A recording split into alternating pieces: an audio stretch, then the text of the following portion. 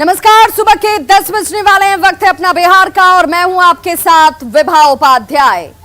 मंत्री जी की मीटिंग में जीजा जी का क्या काम, ये बड़ा सवाल है और इस सवाल का जवाब ढूंढने की कोशिश करेंगे। लेकिन सबसे पहले सुनिए स्वतंत्रता दिवस पर लाल किले के प्राचीर से दिया गया प्रधानमंत्री नरेंद्र मोदी का वो बयान जिसमें उन्होंने परिवारवाद को देश के लिए घातक बताया था। जब मैं भाई भतीजावाद परिवारवाद की बात करता हूं तो लोगों को लगता है मैं सिर्फ राजनीतिक क्षेत्र की बात करता हूं। जी नहीं, दुर्भाग्य से राजनीतिक क्षेत्र की उस बुराई ने हिंदुस्तान की हर संस्थाओं में परिवारवाद को पोषित कर दिया है।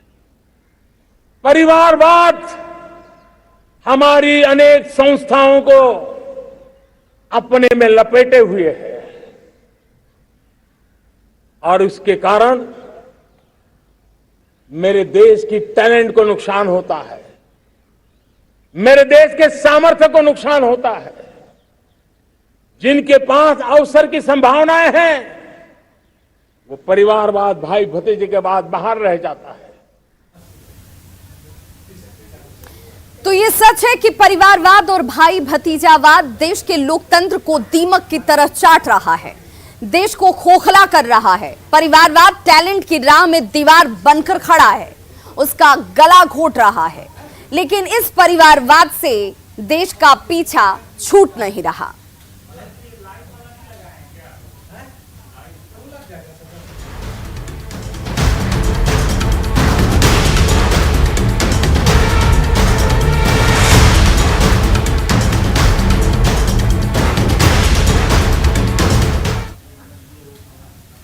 तो नीतीश सरकार से जुड़े विवादों का कोई अंत होता नजर नहीं आ रहा।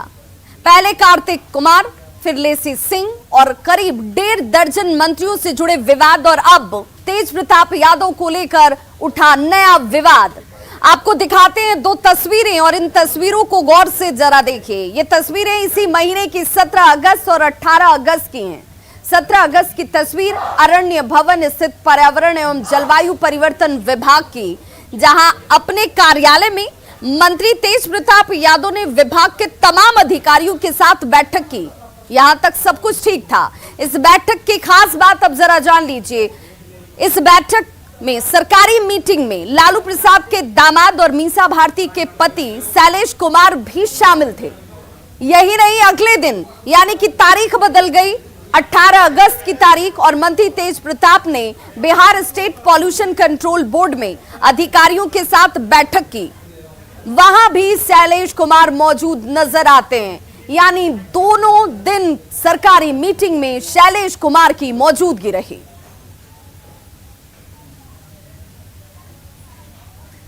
तो तेज प्रताप के विभागीय मीटिंग में लालू प्रसाद के दामाद शैलेश की मौजूदगी से सियासत इस वक्त गर्म हो गई है।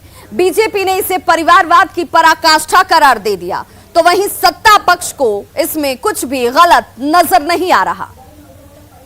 मंत्री बनने के बाद तेज प्रताप यादव अपने ब्रदर इन लॉ को अपने विभागीय बैठक में लेकर जाते हैं और यही सब देखकर आश्चर्य होता है कि आरजेडी तीसरी मर्तबा सरकार में आ रही है 2005 में सत्ता जाने के बाद, और ये पुराने साइकिया को रिवाइव हो रहा है। बेरोजगार भाजपा के नेता गोबेल्स की नीतियों पर चलकर झूठ की खेती कर रहे हैं और ये अधिक दिनों तक चलने वाला नहीं है, क्योंकि सत्ता उनके हाथ से निकल गई। ये बौखलाहट में अनर्गल प्रलाप कर रहे हैं और तरह तरह के मामले को बढ़ा चढ़ाकर प्रस्तुत कर रहे हैं, जबकि ये अपने मामले में खामोश हैं। आज की दुहाई देकर पिछले 17 सालों से नीतीश कुमार जी सत्तासीन बने हुए थे। आज उनके मंत्रिमंडल के कई नेता अपने परिवार, नातेदार, रिश्तेदार के सहारे सरकारी बैठकों का आयोजन करेंगे। तो अब ये समझने वाली बात है कि पुराने जंगल राज की फिर से पुनरावृत्ति शुरू हो गई है और अब नीतीश कुमार जी एक शब्द भी नहीं बोलेंगे। आप देखेंगे कि वो सीधा सीधा हर जहर को पीने के लिए तैयार है। ये तो एक पुरानी परिपाटी है कि जब कोई भी व्यक्ति, खास करके जब कोई मंत्री अपने कार्यालय पहली बार जाता है पद ग्रहण करने, तो उसके साथ उसके इष्ट मित्र, उसके शुभचिंतक, उसके रिश्तेदार, ये लोग साथ में जाते हैं खुशी को शेयर करने के लिए, उस क्षण को, उस सुखद क्षण को एंजॉय करने के लिए। तो वही हालत है। और शैलेश जी तो तेज प्रताप जी के सिर्फ रिश्तेदार नहीं, उनके इष्ट मित्र भी हैं, उनके निजी सलाहकार भी हैं और पढ़े लिखे व्यक्ति हैं। अगर शैलेश जी तेज प्रताप जी के साथ चले गए, वो भी उस वक्त जब तेज प्रताप जी के लिए खुशी का क्षण था, तो विपक्ष को इतना हाय तौबा नहीं करना चाहिए। तो यहाँ विपक्ष सवाल उठा रहा है कि क्या नीतीश सरकार भाई भतीजावाद को बढ़ावा दे रही है? क्या लालू परिवार को मंत्री तेज प्रताप यादव पर भरोसा नहीं है?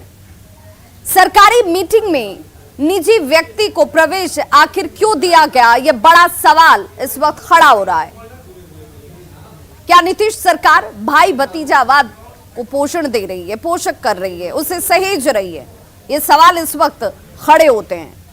ऑफिशियल मीटिंग, और इस ऑफिशियल मीटिंग में शैलेश कुमार की मौजूदगी किस हैसियत से थी, क्यों थी, ये भी बड़ा सवाल इस वक्त है। और ऐसे में सवाल ये उठता है कि मीटिंग में कोई बाहरी व्यक्ति कैसे पहुंच सकता है, कैसे वहां पर उसकी मौजूदगी हो सकती है। सरकार का मंत्री पद एवं गोपनीयता से जुड़ी हुई शपथ लेता है, यानी आप जिस जगह पर मौजूद होंगे उससे जुड़ी हुई किसी तरह की जानकारी सार्वजनिक नहीं होनी चाहिए। वो पद और गोपनीयता का उल्लंघन नहीं कर सकता है, और यही वजह है कि ऑफिशियल मीटिंग में कोई बाहरी शख्स शामिल नहीं हो सकते हैं। बाहरी व्यक्ति के शामिल होने से गोपनीयता भंग हो सकती है। मंत्री मीटिंग की बातों को सार्वजनिक नहीं कर सकता है। बाहरी व्यक्ति मीटिंग की बातों को बाहर ला सकता है, और यही वजह है कि ये नियम बनाए गए हैं, ये प्रोटोकॉल बनाए गए हैं। अमेरिका में मीटिंग के फैसले को सार्वजनिक करना अपराध की श्रेणी में आता है, इसे अपराध कहा जाता है। गोल्डमैन सैश से पूर्व निदेशक रजत गुप्ता पर यही आरोप लगे थे। रजत गुप्ता को आजीवन कोई पद लेने से बैन कर दिया गया था। रजत गुप्ता पर भारी जुर्माना इसे लेकर लगाया गया। अब अमेरिकी सुप्रीम कोर्ट ने रजत गुप्ता की अपील को खारिज कर दिया था। तो एक तरफ ये कानून ताकि सही तरीके से नियम से और प्रावधानों से और गोपनीयता, जिसकी पद एवं गोपनीयता की शपथ ली जाती है, उसे बरकरार रखा जाए। वहीं दूसरी तरफ बिहार में तस्वीर जो सामने आई, उस तस्वीर ने सवाल खड़े कर दिए व्यवस्था को लेकर, उसकी कार्यशैली को लेकर और प्रणाली को लेकर। सहयोगी अमित हमारे साथ इस वक्त सीधे लाइव जुड़ गए हैं पटना से। अमित, विवादों से इस नई सरकार का नाता छूटने का नाम ही नहीं ले रहा है। एक के बाद एक तस्वीर आ जाती है, तस्वीर से सवाल खड़े हो जाते हैं। क्या इस तस्वीर के जरिए जो सवाल खड़े हो रहे हैं उस पर जवाब सामने से आएगा कि आखिर कैसे सरकारी मीटिंग में तेज प्रताप के साथ शैलेश कुमार पहुंच गए? देखिए, निश्चित तौर पे ये जो मसला है, इस पर जाहिर सी बात है कि मुख्यमंत्री नीतीश कुमार से भी सवाल पूछे जाएंगे, उप मुख्यमंत्री तेजस्वी यादव से भी सवाल पूछे जाएंगे कि आखिर पद एवं गोपनीयता की जो शपथ आप लोगों ने लिया, आपकी मंत्रिमंडल में शामिल मंत्रियों ने लिया, उसे भंग क्यों किया जा रहा है? क्यों जो है वो बाहरी व्यक्ति को कैबिनेट माफ कीजिएगा जो मीटिंग में जो है वो बैठने की इजाज़त दी जा रही है? और सबसे बड़ी बात है, हैरत करने वाली बात है कि सत्ता पक्ष के लोग जो हैं वो यहाँ पे जस्टिफाई भी कर रहे हैं। विपक्ष जो है वो सवाल खड़ा कर रहा है। हालांकि ये राजनीतिक बयानबाजी है, इस पे हम नहीं जाएंगे। हम अगर बात करते हैं तो प्रोटोकॉल की बात करते हैं, हम बात करते हैं तो उस शपथ की बात करते हैं जो मंत्री पद की शपथ लेते हुए तेज प्रताप यादव ने ये कहा था कि हम मंत्री पद की पद और गरिमा जो है वो बनाए रखेंगे, जो गोपनीयता है उसे अक्षुण्ण रखेंगे। लेकिन वो अक्षुण्ण जो है गोपनीयता को उन्होंने भंग न सिर्फ किया बल्कि अपने जीजा को अपने साथ 2-2 दिन, कार्तिकेय की बात अलग थी, इनकी बात अलग है। आपराधिक मामला था जो वो कार्तिकेय पर था, जिस पर नीतीश कुमार लगातार जो है उन्होंने अपने तरफ से सफाई दिया कि हम मसले को देख रहे हैं, जांच की जा रही है। लेकिन यहाँ तो कोई जांच की बात नहीं है, यहाँ तो तस्वीर बिल्कुल साफ है। जो शैलेश हैं वो मीसा भारती के पति हैं और जाहिर सी बात है कि उस नाते ही उनका और कोई दूसरा जो है नाता नहीं है इस सरकार से। सीधे तौर पर अगर देखा जाए तो वो मीसा के पति हैं और इस नाते जो है वो अपने साले के साथ इस बैठक में पहुंचे थे। बैठे ही नहीं बल्कि अधिकारियों से वो बात भी करते नजर आए, गुफ्तगू भी करते नजर आए। जबकि प्रोटोकॉल कहता है कि आप किसी भी सरकारी जो मीटिंग है उसमें बाहरी एक भी व्यक्ति जो है उस मीटिंग से जुड़ा हुआ जो अधिकारी है उससे इतर भी विभाग के भी जो दूसरे अधिकारी है वो नहीं बैठ सकते हैं। तो जाहिर सी बात है कि यहाँ कहीं ना कहीं उस नियम का न सिर्फ उल्लंघन किया गया है बल्कि अब थोथली दलील भी जो है वो दी जा रही है सत्ता पक्ष की तरफ से। विपक्ष लगातार हमलावर है और ऐसे में अब मुख्यमंत्री क्या कहते हैं ये जरूर हम जो है कोशिश करेंगे कि मुख्यमंत्री का भी बयान सामने लेकर के आए। अमित, सवाल तो ये भी उठ रहा है कि आरजेडी की कार्यशैली ऐसी रही है, प्रोटोकॉल क्या होता है, नियम क्या होते हैं, प्रावधान क्या होते हैं, इन चीजों को दरकिनार कर दिया जाता है और जो खुद किया जाता है उसे ही नियम मान लिया जाता है। तो क्या विपक्ष अगर ये सवाल खड़े कर रहा है तो ये ऐसा नहीं है कि दूध का जला छाछ भी फूक फूक कर पीता है, तो ये सरकार को ये कदम नहीं उठाना चाहिए? ये तमाम चीजों को ध्यान में रखने की जरूरत इन्हें नजर नहीं आ रही है क्या? देखिए, निश्चित तौर पे विभाग, क्योंकि सरकार जो है वो बड़े ही कह सकते हैं कि कहा जा रहा है, तेजस्वी यादव से जब पूछा गया तो उन्होंने कहा कि सरकार मजबूती से चलेगी, सरकार जो है पारदर्शिता के साथ चलेगी। लेकिन ये सरकार पारदर्शिता और मजबूती के साथ तो चल ही रही है। चलिए, तेजस्वी ने जो कहा वो बातें दिख भी रही है, लेकिन यहाँ पे परिवारवाद भी दिख रहा है। कहीं ना कहीं जो परिवार के लोग हैं वो मीटिंग में बैठ रहे हैं, सलाह दे रहे हैं, अधिकारियों से गुफ्तगू करते नजर आ रहे हैं। तो कहीं ना कहीं ये सवाल बड़ा होता है और इस सवाल के जवाब निश्चित तौर पे हम खंगालने की कोशिश करेंगे, लेने की कोशिश करेंगे। जहाँ तक बात रही बयानबाजी की, तो सत्ता पक्ष हो या विपक्ष, दोनों ही जो है अपनी तरफ से बयानबाजी कर रहा है, आरोप प्रत्यारोप का दौर जारी है। लेकिन सवाल यहाँ अब भी बरकरार है कि ये परिपाटी कब तक चलेगी, कब तक ये परिवारवाद जो है वो शासन पर हावी रहेगा। की छवि को इस तरीके से धूमिल किया जाता रहेगा जहां पर नियम कानून सब कुछ ताक पर रख दिया जाता है, परिवारवाद को सीधे तौर पर पोषित किया जाता है। बहुत बहुत शुक्रिया अमित, तमाम जानकारी के लिए आपका। और बड़ी खबर सृजन घोटाले से जुड़ी हुई, जिसमें अब एक्शन शुरू कर दिया गया है। सीबीआई की विशेष अदालत की तरफ से कार्रवाई की गई है, जिसमें पूर्व आईएएस समेत 9 के खिलाफ जमानती वारंट जारी किए गए हैं। सीबीआई की विशेष अदालत ने पूर्व आईएएस केपी रमैया समेत 9 के खिलाफ ये जमानती वारंट जारी किया है। भागलपुर के तत्कालीन डीएम केपी रमैया, बैंक अधिकारी बिहारी पांडे, एसडीएम विजय कुमार, सनत कुमार, आनंद चंद्र, शंकर प्रसाद दास के साथ सृजन महिला विकास समिति की सचिव रजनी प्रिया और उनके पति अमित कुमार के खिलाफ वारंट जारी किया गया है। 27 आरोपियों के खिलाफ चार्जशीट दायर की जा चुकी है सीबीआई की तरफ से, जिसमें 9 के खिलाफ जमानती वारंट जारी हुआ है। करोड़ों रुपए की अवैध निकासी से जुड़ा हुआ यह पूरा मामला, जिसमें अभी भी रजनी प्रिया और अमित कुमार सृजन घोटाले के कई मामलों में इस वक्त फरार चल रहे हैं, जिनकी गिरफ्तारी अभी तक संभव नहीं हो पाई है और इसे लेकर सीबीआई से भी जवाब तलब जरूर किया गया। और ऐसे में जरा जान लीजिए कि सृजन घोटाला आखिर है क्या, जिसमें 9 लोगों के खिलाफ चार्जशीट सीधे तौर पर जमानती वारंट जारी किया गया है। 2017 में सृजन घोटाला मामला सामने आता है और उसके बाद इस घोटाले ने सियासत को गरमा दिया था। सृजन घोटाला करीब 750 करोड़ का बताया गया। सरकारी विभाग की रकम सृजन नामक एनजीओ के खाते में ट्रांसफर कर दी जाती है। सृजन के 6 खातों में यह पूरी की पूरी रकम को ट्रांसफर किया गया। सरकारी खाते में पैसे नहीं होने के बाद चेक बाउंस होता है और मामले की जांच के लिए जांच कमेटी का गठन किया गया। यह जांच कमेटी इसे लेकर जांच करने के लिए पहुंचती है, लेकिन जांच में सामने आया कि सरकारी खाते में पैसे नहीं हैं। एनजीओ और अधिकारियों की मिलीभगत से यह पूरा का पूरा खेल घोटाले के तौर पर रचा गया। सीएम नीतीश के आदेश पर ईओयू की टीम ने मामले की जांच की शुरुआत की। फर्जी सॉफ्टवेयर बनाकर खाते को अपडेट करने की बात सामने आती है। 18 अगस्त 2017 को सीबीआई जांच की सिफारिश की गई और अब सीबीआई की तरफ से यह बड़ी कार्रवाई इस वक्त होती हुई, जिसमें 9 लोगों के खिलाफ जमानती वारंट जारी कर दिया गया है। जिस आरसीपी सिंह के नाम पर जेडीयू ने बीजेपी से रिश्ता तोड़ दिया, उन्हें लेकर जेडीयू बार बार ये कह रही है कि उन्हें नीतीश की मर्जी के बगैर केंद्र में मंत्री बनाया गया था।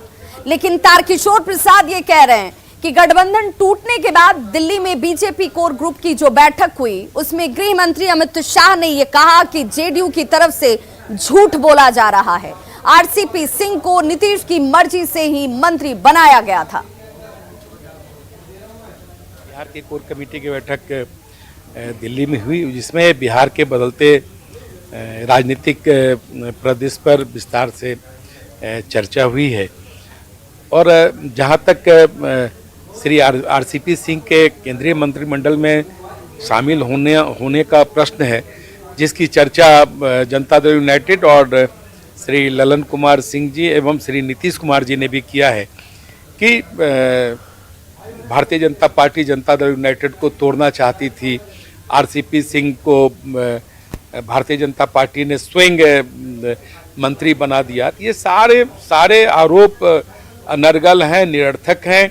जनता दल यूनाइटेड के ही प्रस्ताव पर वो केंद्र की सरकार में शामिल हुए हैं, इसलिए इस तरह का आरोप लगाना, झूठा आरोप लगाना, ये सरासर गलत है। और इस तरह के आरोप लगाकर उन्होंने अपनी स्थिति हास्यास्पद कर ली है। राजस्व एवं भूमि सुधार मंत्री आलोक मेहता ने कहा है कि दाखिल खारिज की प्रक्रिया को आसान बनाया जाएगा और अगर इसके लिए नया सॉफ्टवेयर बनाने की जरूरत पड़ी तो उसे भी बनाया जाएगा। उन्होंने ये भी कहा कि इस बात पर नजर रखी जा रही है कि काम तेजी से और ईमानदारी से हो। मोदी नगर और नीतीश नगर बनाने के सवाल पर उन्होंने कहा कि प्रस्ताव क्या था, इसे देखा जाएगा। वहीं बुलडोजर पर मंत्री ने कहा कि अवैध अतिक्रमण पर बुलडोजर चलेगा, लेकिन किसी को बेवजह परेशान नहीं किया जाएगा।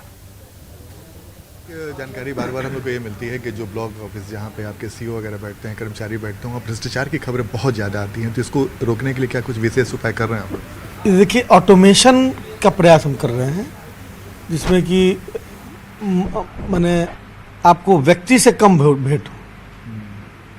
मशीन जो है वो भ्रष्टाचार नहीं कर सकता है। हाँ, कुछ मशीन को चलाने वाले लोग कुछ कुछ कर दे सकते हैं, लेकिन यदि सिस्टम मैकेनाइज्ड हो जाए, सिस्टम का ऑटोमेशन हो जाए, तो ये भ्रष्टाचार आपको बहुत हद तक। अब देखिए, कोई भी चीज़ को आप मतलब आइडियल फॉर्म में तो नहीं ला सकते, लेकिन नियर आइडियल ला सकते हैं।